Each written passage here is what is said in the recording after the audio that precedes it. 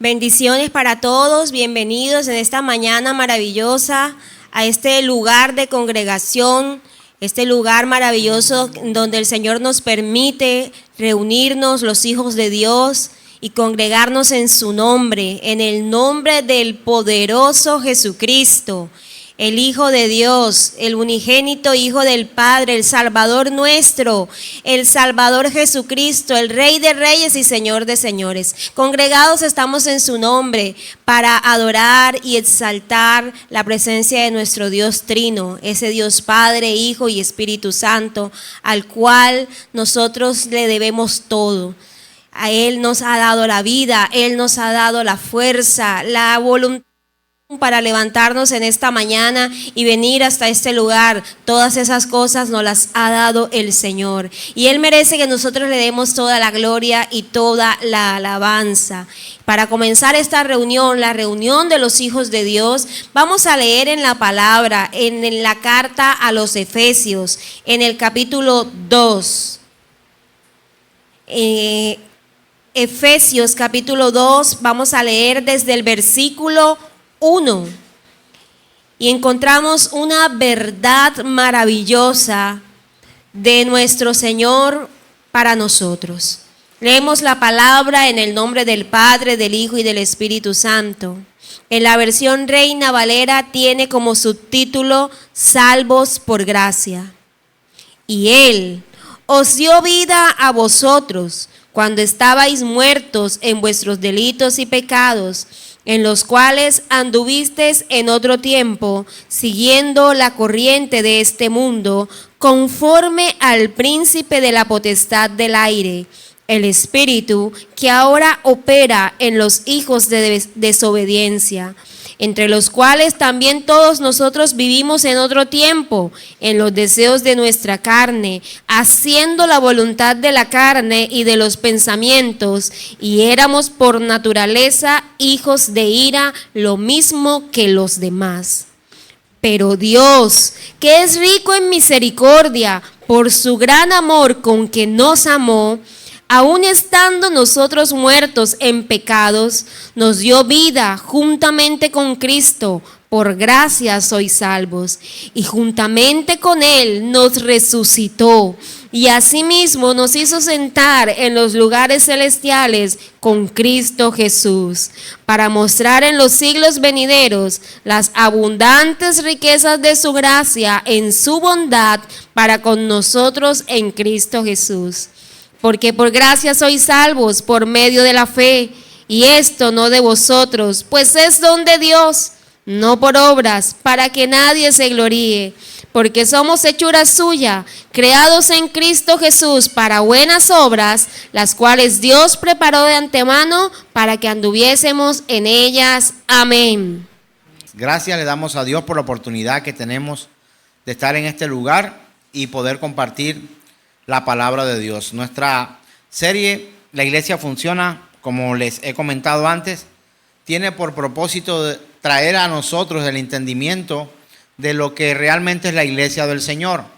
Y nuestra serie comenzó el primer domingo de este año 2023. Y si Dios nos los permite, llegaremos hasta el final del año predicando acerca de lo que es el funcionamiento de la iglesia y hacia dónde la está dirigiendo el Señor. Y en este tema hemos venido compartiendo lo que tiene que ver con el Evangelio y pieza fundamental del Evangelio es el arrepentimiento. Cuando se predica el Evangelio no se busca que hayan likes, no se buscan que haya seguidores, no se busca que haya multitud, sino que hayan arrepentidos. Es el llamado que Dios hace a través del Evangelio.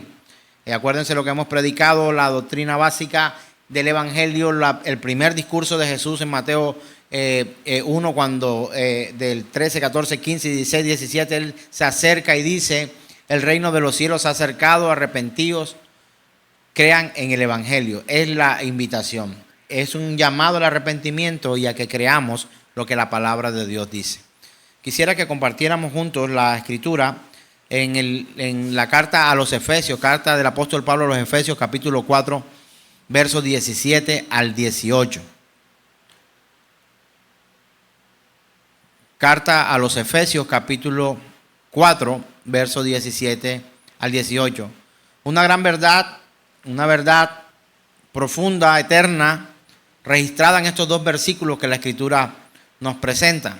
Leamos juntos, por favor, Efesios capítulo 4, 17 al 18. Esto, pues, digo y requiero en el Señor, que ya no andéis como los otros gentiles que andan en la vanidad de su mente, teniendo el entendimiento entenebrecido, ajenos de la vida de Dios por la ignorancia que en ellos hay, por la dureza de su corazón. Amén. Esta palabra es tremendamente profunda para poder comprender la diferencia entre unos y otros.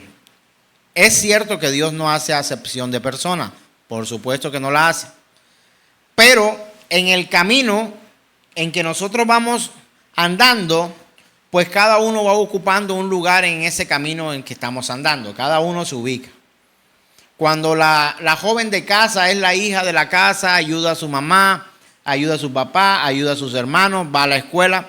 Llega un momento en que esta hija se va a convertir en esposa y tendrá también que adquirir unos roles. No dejará de ser madre, no dejará de ser hija, podrá llegar a ser madre, no dejará de ser hermana, seguirá siendo hermana, pero cuando se casa adquiere unos roles diferentes. Cuando nosotros venimos a Cristo, de la manera como la Escritura lo enseña, debemos asumir unos roles específicos. Es como el matrimonio. Ya no es el chico en casa. Nuestro hijo se casó hace poco y ahora él tiene unas responsabilidades completamente diferentes que atender. Al hermano se le sumaron otras en casa, pero él adquiere unas nuevas responsabilidades en un nuevo lugar con su nueva familia, pues el núcleo que está formando. De igual modo, cuando nosotros venimos a Cristo, aunque seguimos siendo parte de este planeta, como criatura de Dios y como miembros de la iglesia, asumimos cada uno unos roles diferentes. Y si usted se está dando cuenta, el mismo apóstol Pablo está hablando a gentiles, pero hace una diferencia entre unos y otros. Vamos a leer nuevamente Efesios capítulo 4, 17 al 18. Dice, esto pues digo y requiero en el Señor, que ya no andéis como los otros gentiles. ¿A quién estaba hablando? A gentiles. O sea, usted es gentil, pero no ande como los otros. Hay un llamamiento específico para ti. ¿Por qué? Porque ya ellos, estos gentiles, no eran gentiles común y corriente. No eran gentiles normales, por decirlo de alguna manera. Eran gentiles que se habían sumado a ser parte de ¿qué? De la iglesia del Señor. Esta carta no está dirigida a los otros gentiles. Esta carta está dirigida a estos gentiles que habían creído en el Evangelio, se habían arrepentido y habían tomado por cierta las palabras de Dios y habían empecinado su vida, dedicado su vida, dispuesto su vida para caminar de acuerdo a la voluntad del Señor. Por eso el apóstol Pablo no solamente le escribe una carta a los gentiles, no está hablando una carta a los gentiles cualquiera, no. Es una carta a la iglesia que está en Éfeso, de la cual hacían partes unos que no eran judíos. Gentiles son llamados. Por eso el apóstol Pablo lo dice de esta forma. Dice que ya no andéis como los otros gentiles. Hay una diferencia entre unos y otros. Una diferencia entre la luz y la oscuridad, entre las tinieblas y la bondad de la luz de nuestro Señor. Hay una diferencia entre la cabra y la oveja, por supuesto. Hay una diferencia entre los hijos de Dios y las criaturas de Dios. Y aquí hay una diferencia entre unos gentiles y otros. Unos que optaron por creer en el Evangelio y arrepentirse y seguir las pisadas de nuestro Maestro, y otros que decidieron vivir su vida conforme a sus propios preceptos. Para ellos no era este mensaje. Este mensaje era específicamente para los de la iglesia de Éfeso, donde habían gentiles, es decir, no judíos, que habían creído en el Evangelio y ahora hacían parte de la iglesia, una sola familia. Esa sí es una sola familia. Y hace la diferencia diciendo, aquellos andan en la vanidad de su mente. Eso, dicho de otra forma, es pensando cosas vanas. Pensando cosas que no hacen parte de lo que a Dios le importa.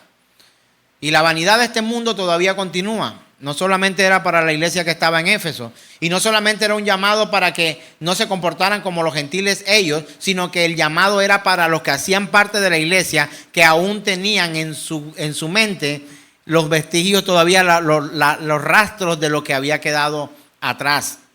Y estaban llamándolos para que dejaran esa fea manera de vivir, para que vivieran de acuerdo a la voluntad del Señor. Dice que andan en la vanidad de la mente, en la vanidad de su mente, teniendo el entendimiento entenebrecido. Por eso hoy hemos tratado de darle como un título, si pudiéramos darle un título a esto, escogí este, y es entendidos, porque somos gentiles, porque hacemos parte nosotros de los que no somos judíos, pero que hemos optado por creer la verdad de Cristo Jesús. Él nos ha dado a nosotros esa gracia previniente, esa misericordia de transmitirnos a nosotros su verdad, que se caigan las escamas de nuestros ojos y empezar a caminar, ya no para vivir como los otros gentiles, sino como unos gentiles que fueron adoptados por Dios como hijos, o que van a ser adoptados por Dios como hijos, para que vivamos como su iglesia hoy. Amén. Es lo que Dios está diciendo a través del apóstol Pablo, y dice con un entendimiento entenebrecido. ¿Qué quiere decir la palabra entenebrecido para usted? Entenebrecido, enredado, oscuro, complejo, confuso, enredado, oscuro, tenebroso, tinieblas. Es la idea que trae la palabra entenebrecido. Y dice claramente, ajenos de la vida de Dios.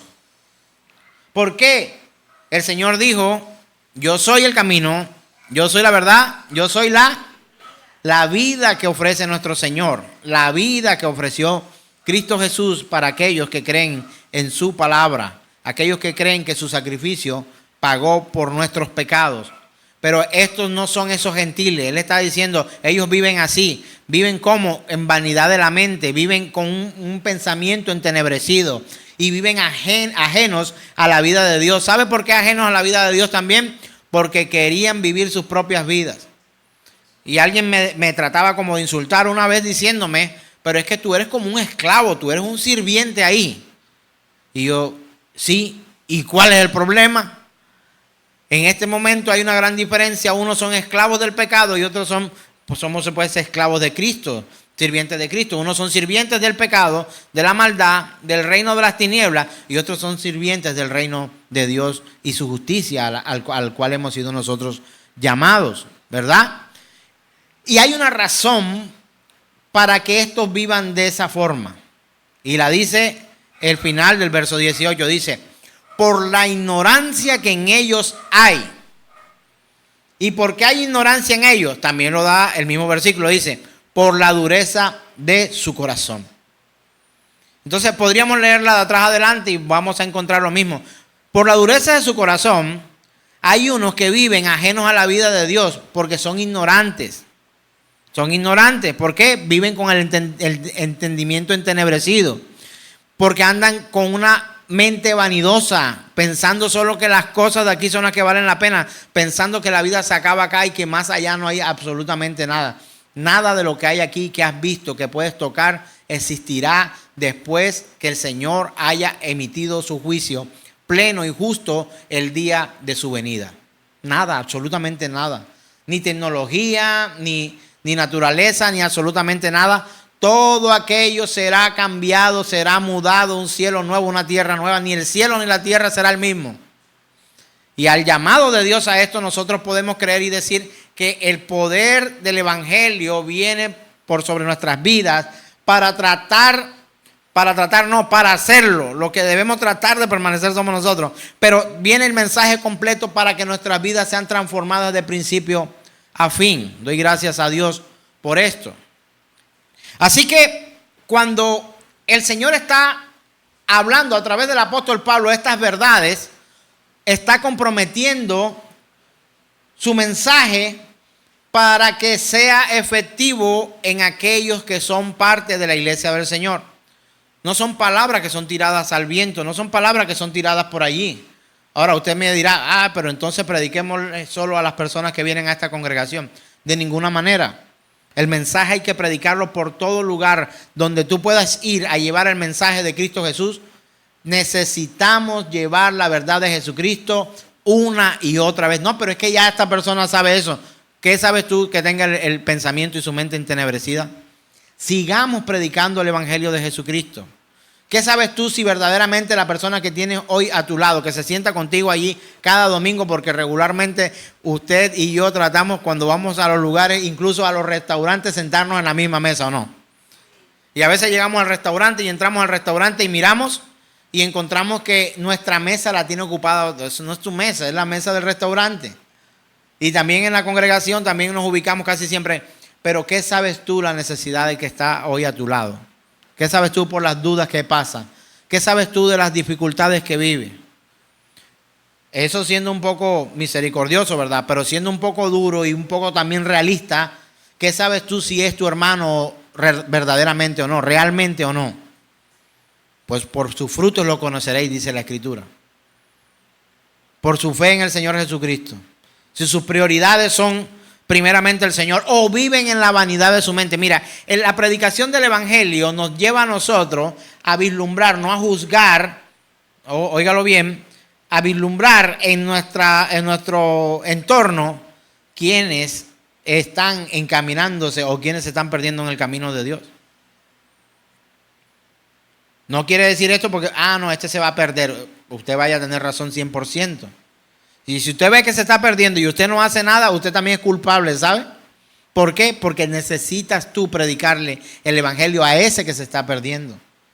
Por eso no paramos de predicar el evangelio. Una y otra vez, verdades básicas, y volvemos a lo básico, porque es que no nos interesa tanto que usted se convierta en un maestro de la ley como un fariseo, pero que viva su vida completamente desordenada, alejado en una vida vana, en la vanidad de su mente, con el pensamiento, con el entendimiento entenebrecido y alejado de la vida de Dios. No nos interesa que usted viva de esa forma. El anhelo al predicar el evangelio es que usted pueda comprender, y nuestro ruego a Dios es ese cada domingo, para que cuando usted venga acá, así como el apóstol Pablo, las escamas caigan de sus ojos y usted pueda ver la luz de Cristo Jesús, así no pueda ver la luz del día.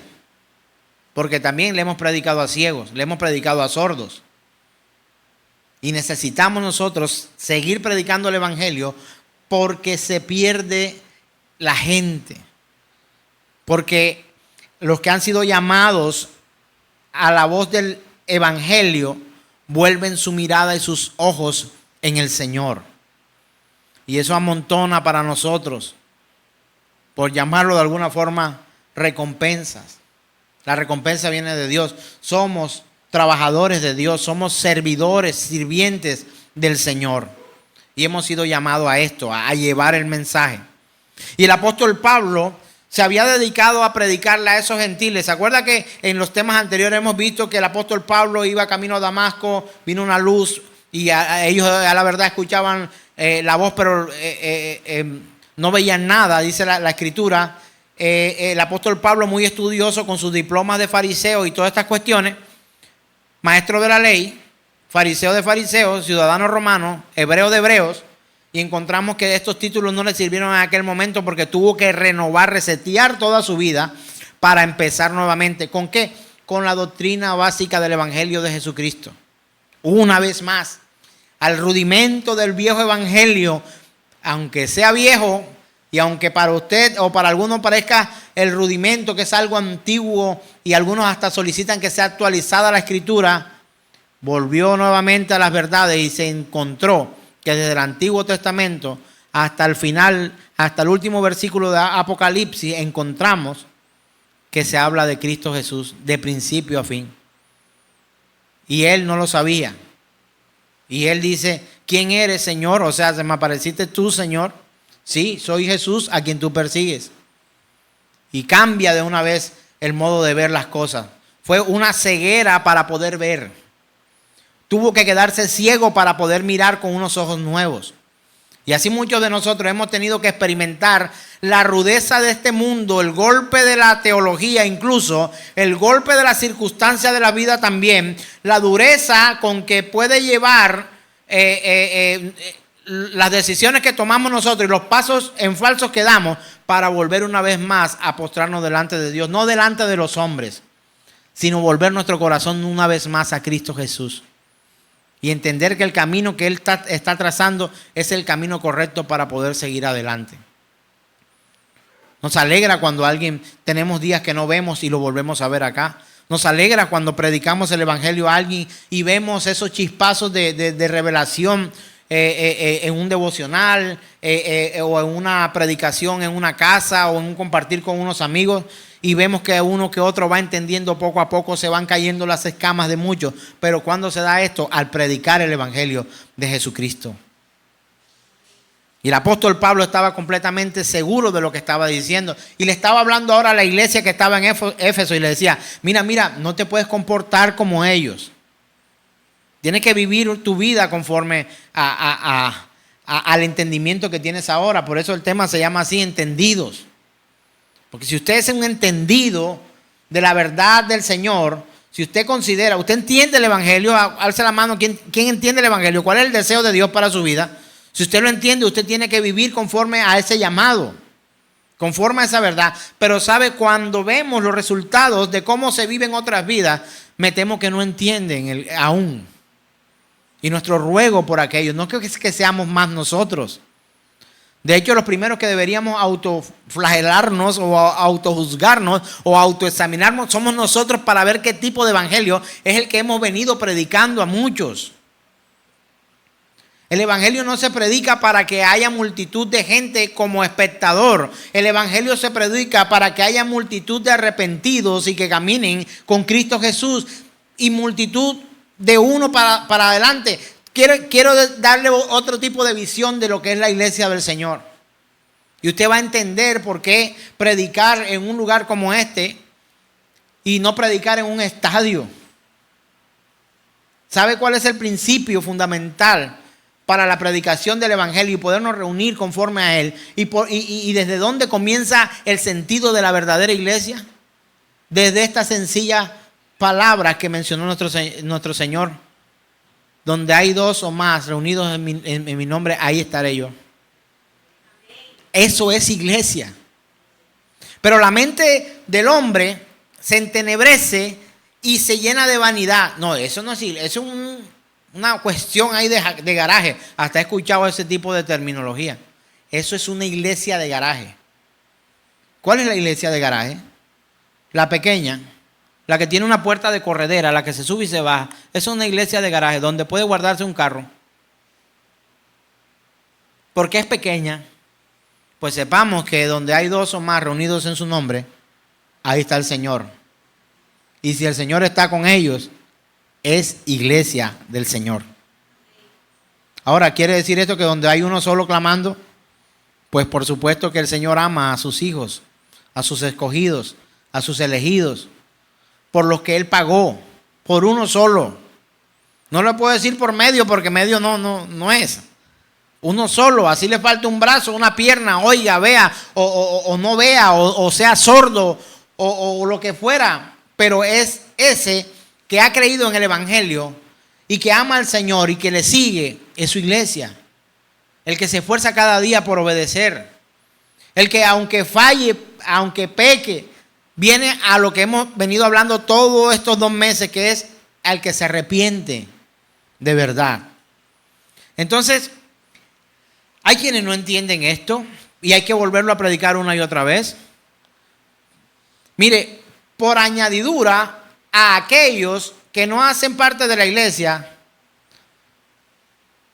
su mente hostil hacia Dios hace parte de su vida. O sea, es uno de sus características.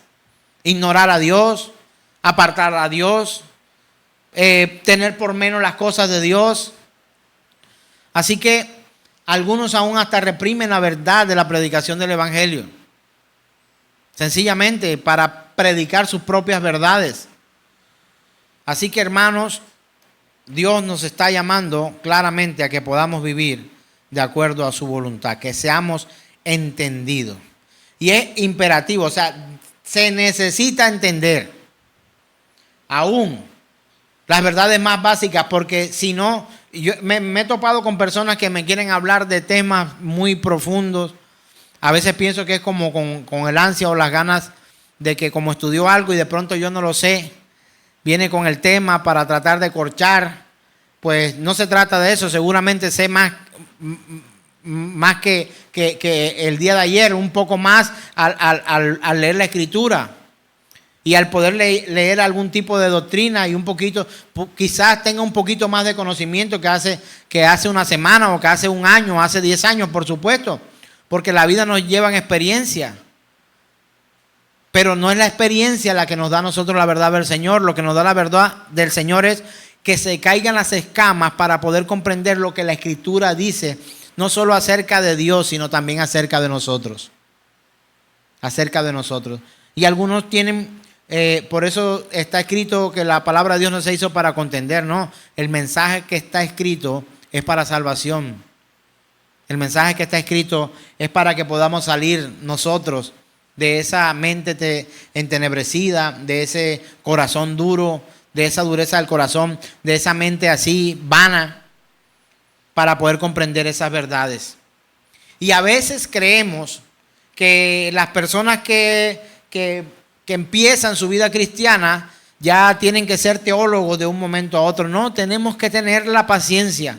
Incluso la profundidad del arrepentimiento de aquel que viene realmente arrepentido a los pies de Cristo Jesús será muy diferente al arrepentimiento que pueda tener un maduro en el Señor. Es diferente, porque el conocimiento pesa. En la medida que se va conociendo más al Señor, vamos siendo más conscientes de cuán bajo hemos caído y cuánto más le hemos fallado a Él. Una persona que se ha arrepentido de verdad, que cree en el Evangelio o hasta lo que ha escuchado del Evangelio hasta allí, usted no puede pretender que tenga profundidades como la puede tener una persona de años maduramente y seria en el estudio de la Escritura y la palabra. Y aún no es ni siquiera necesario que estas características que hemos visto antes del arrepentimiento aparezcan en su forma más plena en el nuevo creyente. Va caminando y vamos aprendiendo. ¿Cuántos aquí consideran que saben y tienen conocimiento del Señor? Pues yo no le voy a levantar mi mano. De pronto usted pueda levantar su mano y decir, yo conozco al Señor y lo conozco más que tú. Pues no lo sé. Quizás sí. Pero algo que usted y yo debemos entender es que nosotros necesitamos entender que en el camino de nuestra vida vamos conociendo las profundidades de la verdad del Señor. No es una carrera de velocidad. ¿Qué tantos cursos pudo haber hecho el ladrón que estaba a uno de los lados de Jesús? Solo le dijo, yo creo que tú eres el Hijo de Dios. Perdóname. Nosotros sí hemos fallado. Tú no, tú eres justo. Yo creo que ese tipo nada más asistió a esa clase en los atributos de Dios. Dios es justo. Tú no has hecho nada malo. Nosotros sí somos culpables. Él asistió a una clase. ¿A cuántas clases ha asistido usted? A muchas. Este quizás escuchó, él es justo. Van a crucificar con usted y con el otro a un justo. Quizás ese era lo único que sabía de Cristo. Nunca ha pecado, nunca falló.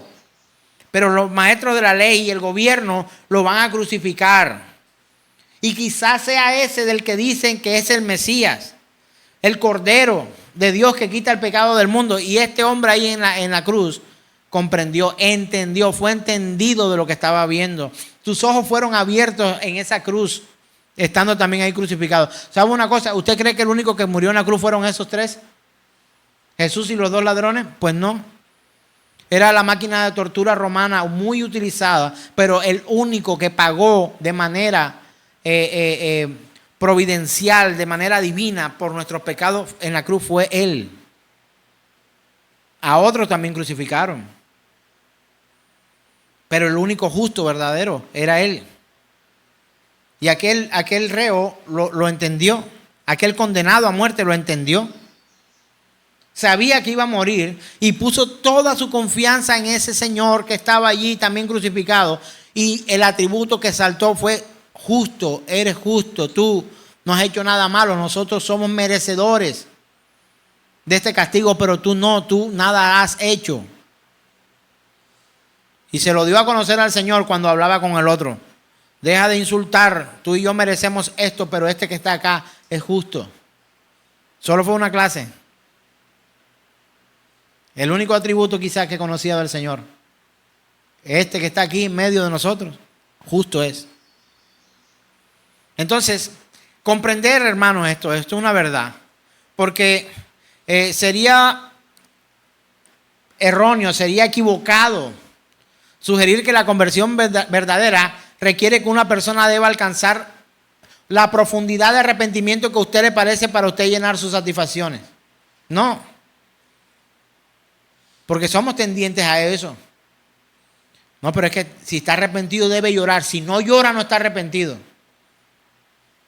¿Usted qué sabe? ¿Por lo que ve o por lo que entiende o por lo...? Ahora yo le hago esta pregunta a usted. ¿Es usted un verdadero arrepentido de sus pecados? ¿Sí o no? ¿Sufre usted cuando peca o no? ¿O solo se divierte?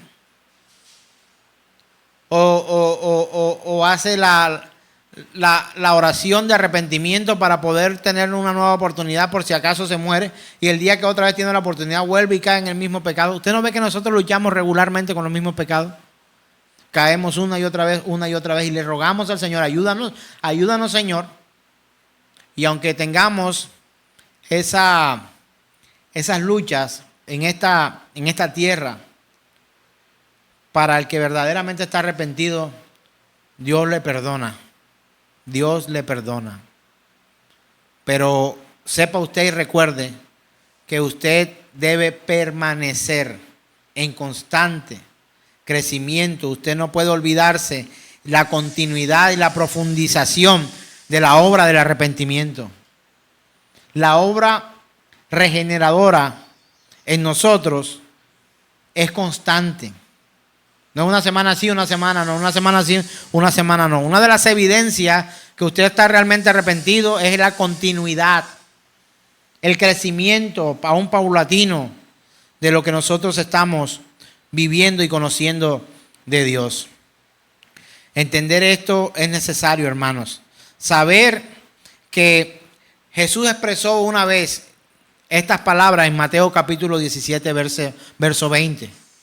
¿Qué dijo el Señor acerca de este comenzar? Yo quisiera que usted tuviera las bases y que a pesar de que usted quizá no ha dado frutos dignos de arrepentimiento, que no es conocido como un hombre o como una mujer piadosa, que todavía hay algunos que dudan de que usted realmente esté arrepentido de haberle fallado a Dios y que tiene por delante toda una vida nueva que vivir para Él.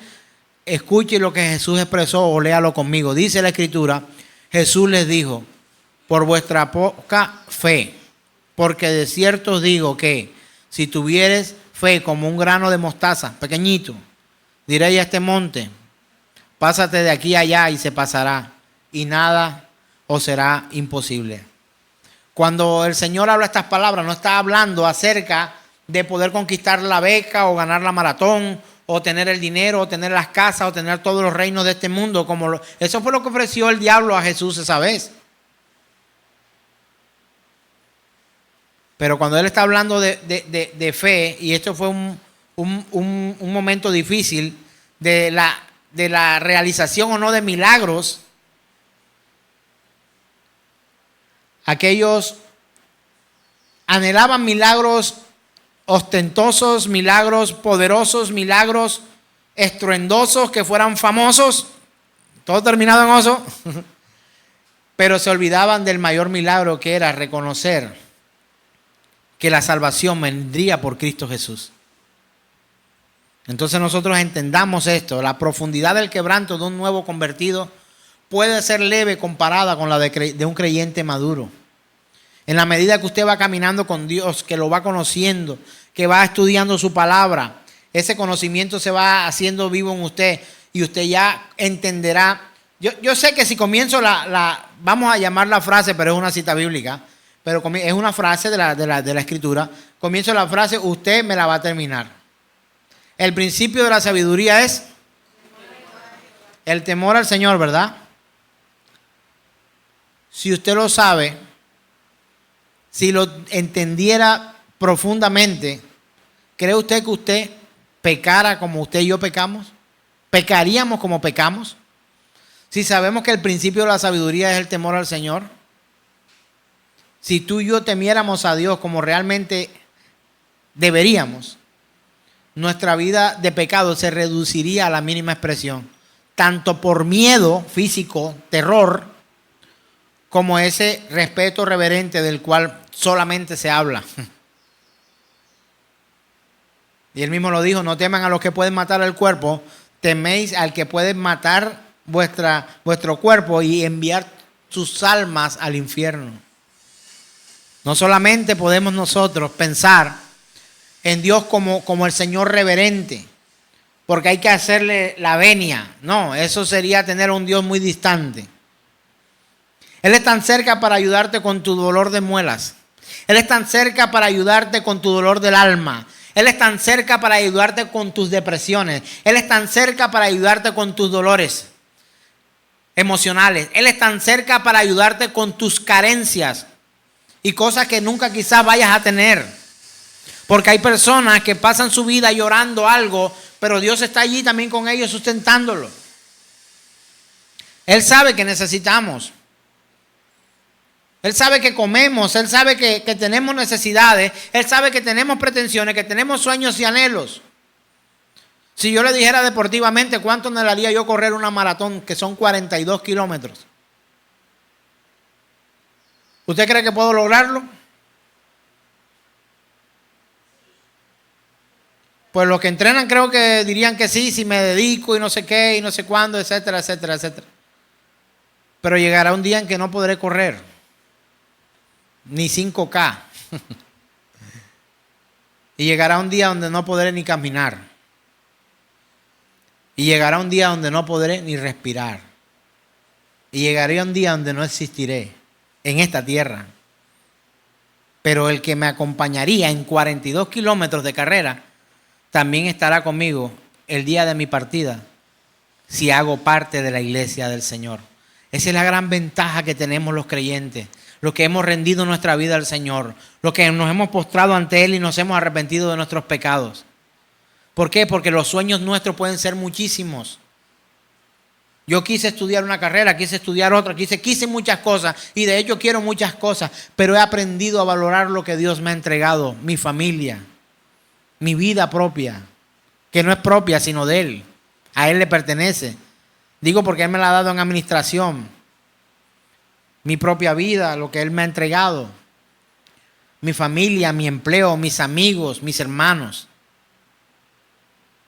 Necesitamos valorar lo que Dios nos ha entregado. Entender que la vida es frágil. Comprender que lo que está en esta vida es pasajero. Que los placeres son un momento. Pero el resultado o las consecuencias de los placeres dura una eternidad. Apartados de Dios. Esa es una mente entenebrecida. Y el Evangelio nos lleva a nosotros a que podamos arrepentirnos, y aquellos que se arrepienten verdaderamente deben vivir no como los gentiles esos, sino como otros gentiles. ¿Cuáles gentiles son esos? Los que hacen parte de la iglesia de Cristo Jesús. Debe haber ese cambio de mente, hermano. Debe haber un cambio de mente. Mire, en el Nuevo Testamento la palabra arrepentirse también se traduce, quiero que aprenda esto, yo lo aprendí hace muy poco. Arrepentirse también se traduce con mayor frecuencia de un verbo griego que usted va a quedar sorprendido. Pues yo quedé muy sorprendido con esta definición de arrepentimiento. Se viene del griego, de un griego que significa entender, percibir. O sea que cuando nosotros realmente nos arrepentimos, mira, ¿de qué tú te vas a arrepentir si tú no sabes de qué te vas a arrepentir? Yo me arrepiento de algo cuando entiendo que eso ha causado daño, me causa daño o lanzo una ofensa contra Dios. Mientras tanto yo no tengo de qué arrepentirme, tengo mi pensamiento entenebrecido. Pero yo me voy a arrepentir de lo que entiendo que es una falla. De lo otro no tengo por qué arrepentirme porque considero que estoy en mi derecho de vivir de esa manera. Así sea injusta, pero no lo entiende. Entonces, hermano, hermana que está aquí en este lugar, cuando nos arrepentimos verdaderamente, es cuando logramos entender o percibir la realidad que nos aleja de Dios. Arrepentimiento, entendimiento. Los verdaderos arrepentidos son los que hoy entienden que han fallado. ¿Sabe por qué alguien comete y vuelve y comete los mismos errores? Todavía no ha entendido. ¿No ha entendido qué? No ha entendido muchas cosas. Y dentro de esas muchas cosas, dígame una, pastor, no ha entendido que eso te puede llevar al infierno. No ha entendido que eso desagrada a Dios. No ha entendido que eso te hace daño. No ha entendido que eso lastima a alguien. Entonces, el arrepentimiento nos tiene que llevar a nosotros a entender. Mire, la iglesia está llena de arrepentidos. La iglesia de Cristo, podríamos definirla de alguna manera. Espero que los estudiosos no me vayan a juzgar por eso, y si lo hacen, pues enséñenme. Pero la iglesia es un grupo de arrepentidos. Y usted ha escuchado personas que dicen, es que yo no voy a esa congregación. Esos son puros llenos, hay gente ahí más mala que uno, que vienen a esconderse detrás de la Biblia. Hermano, ¿de dónde más nos vamos a esconder? Sino detrás de las promesas de Dios que tienen para aquellos que se arrepienten verdaderamente. Yo podría verlo desde ese punto de vista. Por supuesto que aquellos se están refiriendo a algunos que se hacen mostrar piadosos, cristianos, pero que no son nada a la hora del texto. O sea, son falsos creyentes. Pero la verdadera iglesia, los verdaderos creyentes, son aquella comunidad de arrepentidos que entendieron que con su vieja manera de vivir ofendieron a Dios y que no quieren volver a eso. Pregunto, ¿cuántos de los que aquí estaban sabían que arrepentido tenía que ver con entendimiento? Pero a la luz de la Escritura, cuando lo leemos, cuando vemos, sabemos que es real. Lo hemos leído ahorita en la escritura que leímos en Efesios. Aquellos tienen el entendimiento entenebrecido. ¿Cómo se van a arrepentir si no lo entienden?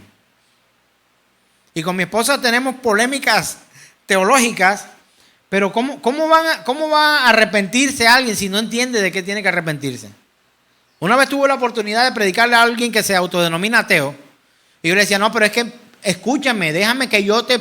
No me vengas con ese cuento. Y yo, pero ¿por qué yo sí tengo que escucharte y tú no me escuchas a mí? Y me dijo esta respuesta, me dijo, porque es que tú me vas a salir con el cuento. Es que el Señor dice. Y yo te voy a tener que responder, ¿cuál Señor? Es que a mí no me importa ese Señor. ¿Sabe una cosa? No entiende. No lo entiende. Y es alguien a quien amo. No es que tú me vas a sacar la Biblia. Y aunque me lo he leído y es un libro histórico que hay que tener en cuenta, incluso tiene cosas históricas y geográficas reales, tú me vas a sacar argumentos desde ahí, los cuales yo no creo.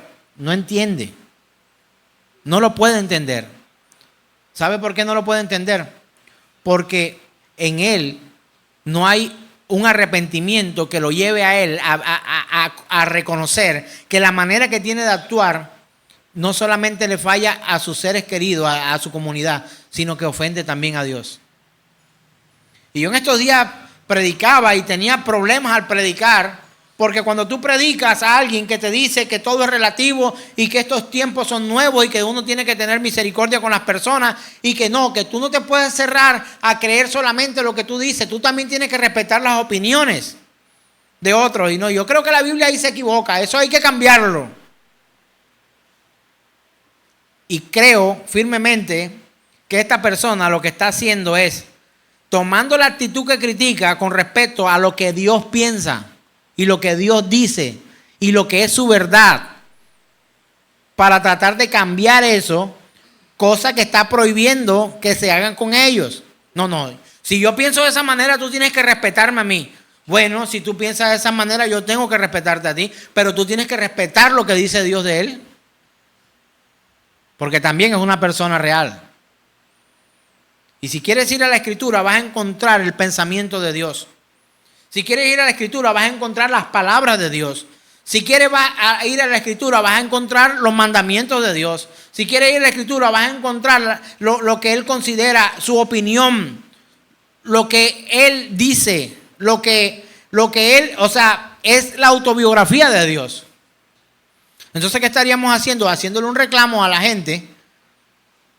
Cuando ponemos esa posición de decir, es que tú tienes que respetar mi opinión. Bueno, tú tienes que respetar también la opinión de Dios. No es como tú dices. Entonces, si tú consideras que es como tú dices, pues se te respeta. Pero tú no pretendas que Dios cambie también su forma de ser. Él seguirá siendo justo, fiel, misericordioso, soberano. Sencillo. Pero la gente siempre, o muchos, creímos por mucho tiempo que quien tendría que cambiar era Dios y no nosotros. ¿Sabe por qué? Porque nos cuestiona a nosotros nuestra vana manera de vivir. Tú me dices que eso es pecado. ¿Quién dice eso? Lo dice Dios. ¿A mí qué me importa Dios? No lo entiende. No puede arrepentirse. Y nuestro ruego como iglesia, como hermanos en Cristo, debe ser: Señor, permite que entiendan la predicación del Evangelio. Ahora, sin predicación del Evangelio no va a entender absolutamente nada. Mire, hay dos cosas claves para que las personas puedan llegar al arrepentimiento: la predicación del Evangelio y la oración. No, pero es que si con mi oración no voy a cambiar nada. La Biblia nos manda a orar los unos por los otros. Ore por el perdido. Ore por su enemigo. Ore por su hermano. Orar los unos por los otros. Usted obedezca. Así nos mandó el Señor. Oración. Orar y predicar el Evangelio. Mira, la doctrina más básica de práctica de la iglesia que funciona es esta: ore por los perdidos. Y también por los que se han convertido al Señor. Porque permanezcan. Ore, la oración es importante. Pero también la predicación del Evangelio. Sin esto no hay. Sin esto no hay. No hay nada. No hay nada. Estas aclaraciones tenemos que considerarlas para poder avanzar. Nuestra mente tiene que cambiar. Debe haber un percibir, un entender. Algo que denote cambio cuando realmente nosotros estamos arrepentidos. Mira, si tú estás arrepentido de algo, tienes que comprender de qué es que estás arrepentido. Si tú no sabes de qué estás arrepentido, tu arrepentimiento será vano. Bueno, vamos a decirlo de esta forma. Alguien nos robó a mi esposa y a mí unas cosas en una ocasión. Dinero. Nos robó dinero, nos robó aún cosas de nuestra casa. Y por allá a los 5 años, 6 años, recibo una llamada telefónica y yo dije, ve, mira esta llamada tan rara. Pensé yo, ¿qué será lo que necesita? Porque, hola, ¿qué más? ¿Cómo está? No, pastor, lo estoy llamando porque yo había estado orando al Señor y yo le quería decir, si en algo lo ofendí, yo le pido que me perdone. Yo le dije, mira, mi querido amigo, si tú realmente estás arrepentido de algo, tú tienes que saber de qué estás arrepentido. Porque si tú no sabes de por qué me estás pidiendo perdón, entonces es vano. Y eso se da entre nosotros. Era una conversación de un hombre igual a otro hombre, pecadores ambos. Yo le dije, mira, te voy a pedir algo y yo no quiero que me tomes por altivo. El día que tú sepas por qué es que tú me estás pidiendo mi perdón, vuelves y me llamas. Pero si lo que necesitas es que yo te diga que te perdono, pues ya yo te perdoné hace mucho tiempo. De veras, ya lo había perdonado. Habíamos perdonado esa falta. Habíamos dejado pasar. Se nos había olvidado. Pero incluso habíamos tenido otras conversaciones, ya telefónicas y todo. Pero cuando me llama y me dice, si en algo yo le ofendí a usted, perdóneme. Y no, es que tú no me puedes pedir perdón por algo que tú dices, si en algo. Tú tienes que saber si me has ofendido o no en algo. me llamó como al año nuevamente y me dijo, pastor, me costó aceptarlo, pero perdóneme por haberle robado a usted y a su familia. Yo le dije, hijo, yo te dije que te había perdonado ya, hace mucho tiempo. De hecho, eso que te llevaste no nos hizo falta, el Señor nos los recompensó, nos suplió la necesidad que teníamos. Esa persona sabía la necesidad que nosotros vivíamos en ese momento. Cualquier cantidad, poca o mucha de dinero necesitábamos para poder comer en el lugar donde estábamos nosotros. Mi esposa y con mis 2 hijos pequeños.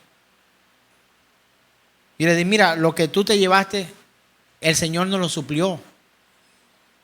Y entendimos que teníamos que perdonarte. No podíamos vivir todo este tiempo hasta que tú decidieras pedirnos perdón a nosotros. Quiero que sepas eso. No hemos vivido con arrogancia y con maldad en nuestro corazón en contra tuya, ni deseándote el mal. Ya pasó. Pero lo que te dije no te lo dije por mí, lo dije por ti. Porque si tú realmente le vas a pedir perdón a alguien a quien consideras deberías pedirle perdón, tú debes entender claramente por qué tú estás pidiendo perdón.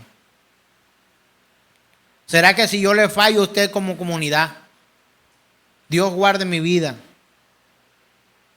con un pecado bochornoso, y yo llego acá y digo, les pido perdón a todos, que estén muy bien, que les vaya bien a todos? ¿Será usted lo va a recibir de la manera correcta? ¿Será que cuando alguien te hace daño y te dice, perdón por eso, es lo mismo que cuando alguien se te dice, mira, no estaba bien, me equivoqué, te pido me perdones, cometí un error, mi error fue este, viví de esta forma, hice esto, hice aquello, te pido me perdones por esta razón? ¿Usted no cree que hay una sanidad incluso con la otra persona? Hay una sanidad. ¿Sabe por qué? Porque se entiende. Y aquel que emite el perdón, nosotros estamos llamados a perdonar todo el tiempo. Y aquel que emite el perdón, no solamente emite perdón en ese momento, sino también Dios lo usa para sanar a aquel que se ha equivocado. Se sanan los corazones. Se vive luego de manera mucho más fraternal. He tenido equivocaciones, muchas, y he pedido perdón por muchas cosas. Y tendré que seguir haciéndolo. Habrán cosas por las cuales no podremos arrepentirnos porque irán en contra de nuestros principios. Pero por las otras sí, las cosas del carácter, hermano, pida perdón por eso. Me equivoqué, fui ligero, no pensé bien, fui arrogante, grosero.